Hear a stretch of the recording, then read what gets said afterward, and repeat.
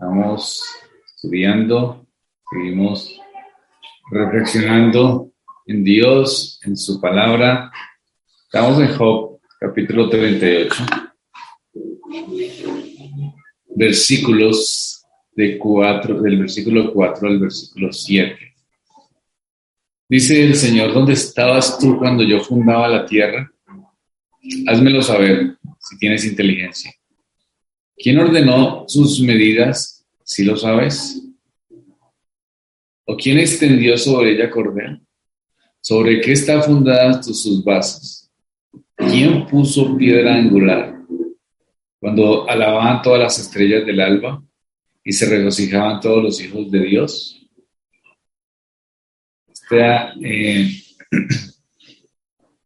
Es Dios hablando a Job en medio de su frustración. Es Job hablando a Dios, es Dios, hablando a Job en medio de su sufrimiento. ¿Y qué está haciendo Dios? Le muestra cómo tiene que estar confiado en que Él obrará, porque cuando Job no existía, siquiera Dios ya había hecho. No hay quien sepa, no hay cómo, no hay forma de que alguien tenga más sabiduría de la de nuestro Señor. Y aún en medio del sufrimiento, podemos ver esa grandeza de nuestro Dios. Dios creó todas las cosas. El orden de la creación es impresionante.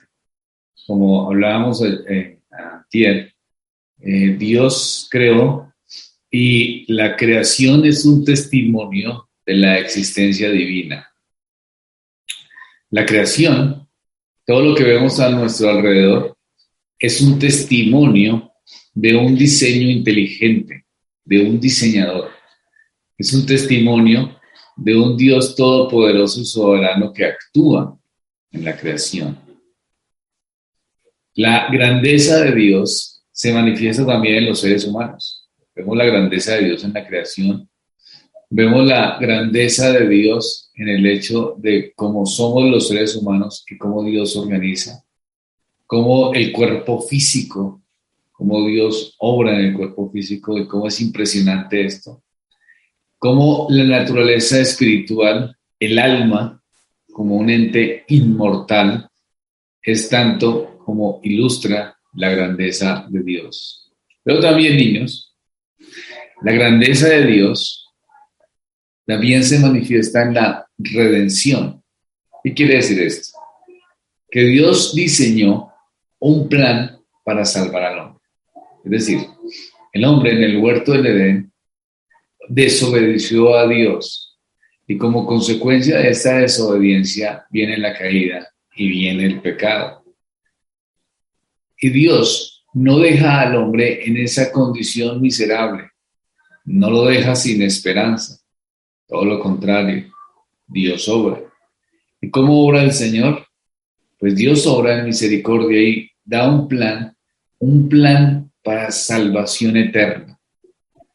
Dios crea las cosas, Dios crea la naturaleza, Dios en su sabiduría hace que todo lo que exista siga existiendo y de una forma especial se sostenga la misma creación por las mismas leyes que Dios determinó.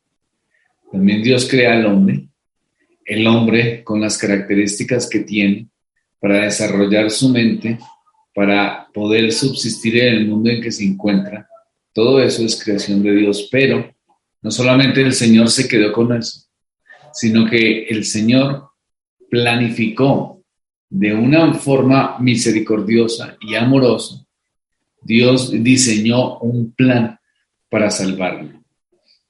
Dios mismo se encarnó, se hizo hombre para morir en la cruz y así obrar redención. Alguien puede decir, pero ¿por qué tenía que ser Dios mismo el que se hiciera hombre? Pues porque solamente en Dios hay salvación. No hay otra forma de ser salvos fuera de Dios. Y como solamente en Dios hay salvación, el hombre necesita acercarse a ese Redentor. Y porque solo en Dios hay salvación, Dios mismo tuvo que haberse hecho hombre. Y eso es un plan salvífico, porque su justicia no podía ser saciada o satisfecha por hombre alguno, por hombre con su naturaleza de humano. Necesitaría ser un hombre con naturaleza divina, es decir, Dios mismo encarnado. Ese es el plan de redención. Dios obró también salvación. Ese es el poder de Dios que está diciéndole Dios mismo a Job para que tenga confianza, para que tenga esperanza. Debemos poner nuestra fe en Jesucristo. Tenemos que poner nuestra fe en Jesucristo y reconocerlo como Salvador para gozar de la promesa que Él tiene de vida eterna. Porque tenemos esperanza en todo. Dios ha obrado de una forma misericordiosa en todo. Dios tiene el poder para hacer todas las cosas según su plan y según su voluntad. Esa es la misericordia y la bondad de Dios manifiesta. Antes estábamos simplemente sin esperanza. Cuando estábamos, las personas que no conocen al Señor y no conocen esta grandeza, andan desconsolados en medio de un mundo tan difícil. En el caso de Job, él estaba atribulado, angustiado, y viene Dios mismo a darle esperanza con estas preguntas retóricas. Le da esperanza diciendo, ¿en dónde estará el consuelo? Pues en un Dios que es todopoderoso, en un Dios que puede hacer las cosas. Ahora, Job no tenía todavía claro la revelación salvífica de Jesucristo. Podemos decir que Job fue uno de los primeros libros de la Biblia en ser escrito. Sus promesas mesiánicas no eran tan claras y seguramente Job no tenía, obviamente, el Antiguo Testamento en sus manos. No pudo haber visto los salmos proféticos, no pudo haber leído Génesis capítulo 3, versículo 15, donde muestran la esperanza de un Salvador. No pudo haber leído Isaías hablando del que iba a venir, del que iba a venir a satisfacer la ira de Dios en la cruz del Calvario. No podía ver el siervo sufriente y mucho menos podía ver Job la obra en la cruz cumplida, ni prometida ni cumplida. Dios le habla y le dice lo que tiene en el poder de Dios creando.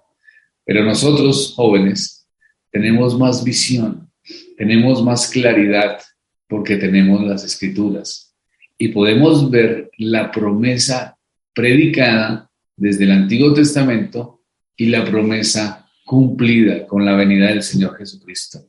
Nosotros podemos ver que definitivamente el Señor Jesucristo vino y vino para una obra de redención. Eso es poder, eso es grandeza. Y el creyente puede entonces consolarse en eso. Job se consoló en que Dios era poderoso para crear las cosas. Job se consoló en que Dios era poderoso para tener el alma eterna.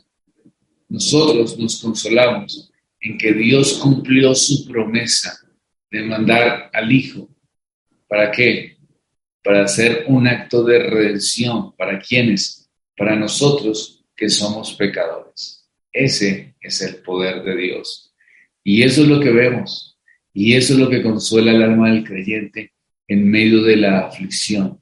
Nuestro corazón tiene que estar hacia arriba, en las cosas santas, mirando cómo Dios actúa, mirando cómo Dios fortalece y no simplemente desanimado por este mundo que pareciera que no tiene ninguna esperanza.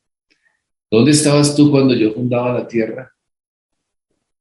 Dice Dios, házmelo saber si tienes inteligencia.